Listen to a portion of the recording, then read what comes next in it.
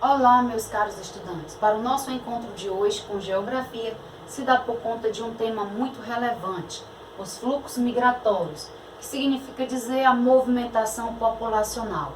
Neste quadro, podemos fazer uma revisão do que a gente conseguiu aprender. Aprendemos que as migrações de espaço, elas podem ser internas e externas. Internas, quando ocorre o êxito rural ou o êxito urbano. Externa, a gente aprendeu que é quando é intercontinente ou intercontinentais. As migrações, elas têm durações. As mesmas podem ser consideradas definitivas ou então temporárias. E as migrações também têm formas. Tem as formas voluntárias, quando a pessoa tem a liberdade de ir para onde quer, e tem a forçada, que a gente viu um exemplo que é da escravidão e também dos conflitos. E nós temos migrações de controle. Na verdade, o Estado vai controlar de forma legal ou então ela vai punir pelos casos de clandestinidades, pelos casos clandestinos. Movimentos migratórios no século XV ao início do século XX, ele se deu da seguinte forma.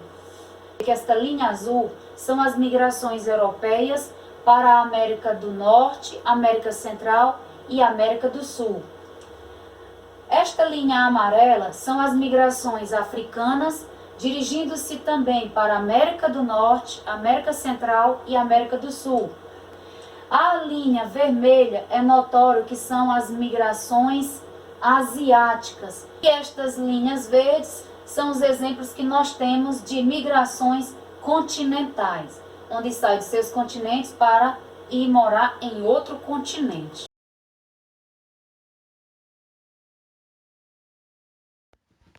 Para estudar a formação do mapa brasileiro, é preciso conhecer a sua história e não desprezar as migrações externas. As pessoas que migram dentro do território brasileiro, elas mudam por diversas razões, busca de melhores condições de vida, de trabalho e entre outras. No território brasileiro, a população está distribuída de modo desigual. Existem áreas com muito povoamento e outras com um número bem menor de habitantes. Isso se deu pelo início da colonização, pois o litoral foi o maior receptor de navegações e foi lá que os portugueses desembarcaram. Lá inicia-se o cultivo da cana-de-açúcar e posteriormente a criação de gado. Para explorar o Brasil e desenvolver o povoamento, precisou-se de usar dos cursos dos rios para adentrar ao interior. Mas devido às matas fechadas, apesar das dificuldades, o interior foi explorado pouco a pouco com a mineração. Posteriormente, também ao cultivo do café.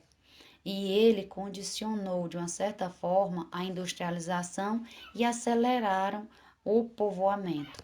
A questão do São Paulo, por ser uma cidade desenvolvida economicamente, ela atraiu um número maior de pessoas imigrantes.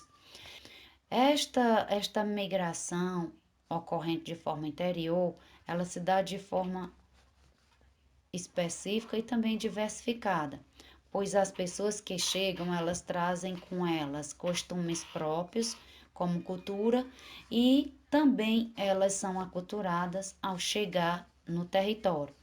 Para entender por que estas pessoas se movimentam dentro do próprio país, é bom entender o que acontece em relação às motivações que condicionam a mesma. Neste mapa, podemos observar o número de pessoas a cada grupo de 100 que não nasceu nesse estado que vive. São vários os motivos que fizeram as famílias a se deslocarem.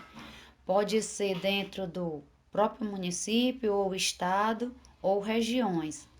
As mesmas buscam melhores condições de vidas ou emprego, mas outras também, elas saem por questões de conflitos. A marca mais forte da migração no Brasil se dá pelo êxito do rural, que desde a década de 1950 até 1990, este processo foi acelerando gradativamente.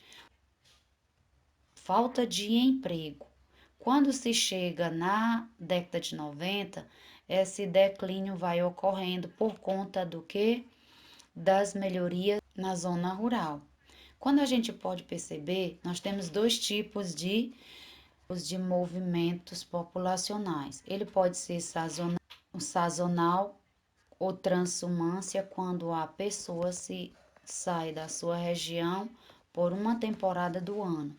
E também nós temos a pendular, que é aquela que ocorre diariamente. Isso geralmente está inserindo trabalhadores ou estudantes. Quando as pessoas moram, por exemplo, no Maranhão e elas vão para a Bahia, esse tipo de migração é intrarregional. E tem as migrações interregionais, que ocorrem quando o fluxo de pessoas sai de uma região para outra região dentro do próprio país. O exemplo, Paraná para Goiás.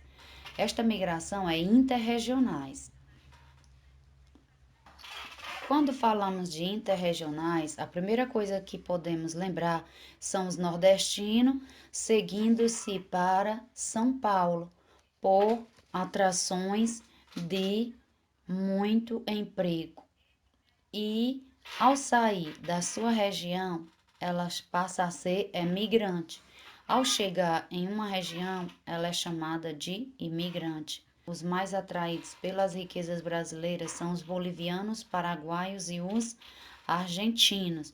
Isso intensifica gradativamente. Quanto ao povo brasileiro, se dirigem por crise econômica para os Estados Unidos. Os Estados Unidos têm o maior número de imigrantes do Brasil. Nos últimos anos, o que o Brasil tem recebido nigeriano, haitiano, todos vindos por, na maioria das vezes, catástrofes naturais ou então por violências, quanto conflitos políticos ou guerras. Questões para a gente fixar o nosso conhecimento.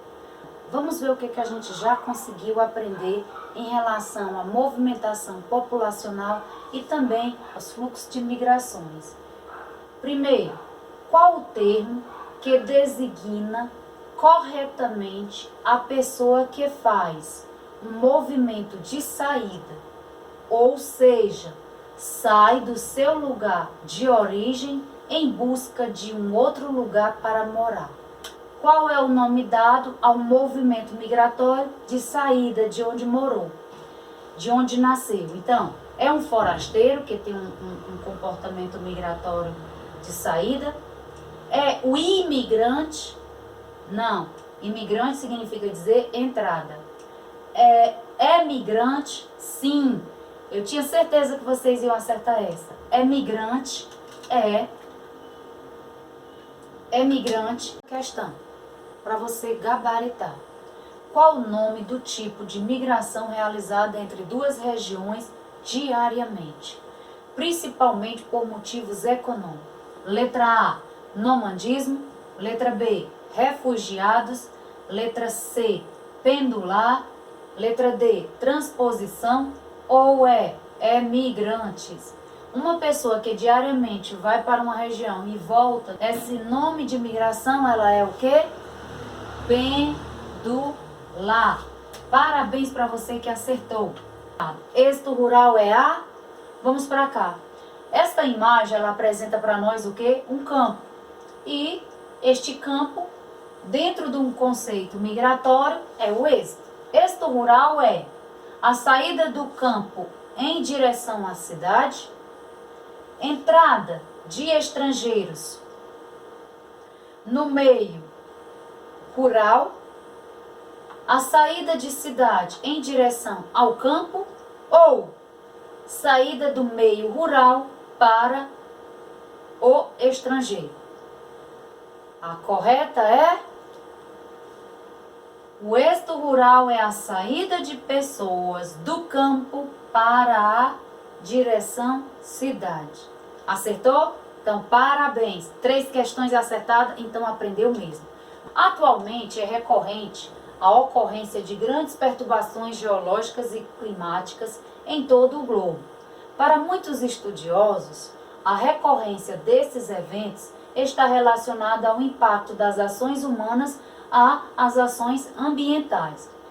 No que toca às movimentações populacionais, eventos ambientais e climáticos produzem um tipo de migração que tem como principal fator as causas.